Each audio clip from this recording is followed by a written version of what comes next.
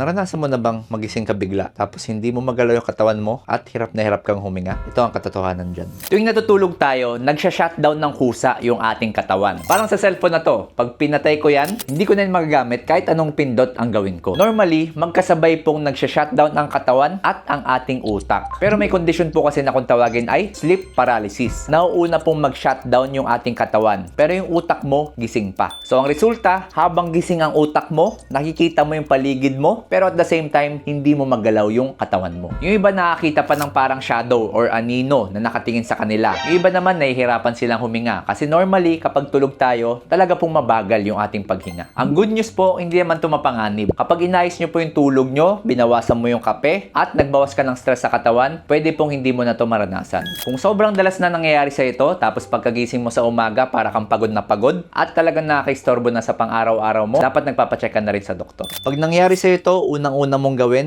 huwag ka magpapanik. Dapat alam mo na naka-sleep paralysis mode ka na. Kung mabagal ang paghinga mo, sabayan mo lang. Huwag mong lalabanan. At subukan mong galawin yung hinliliit mo o kaya kumindat ka na maraming beses. So kung may kwento si Mr. o si Mrs. ng gantong klaseng experience, share mo tong video na to.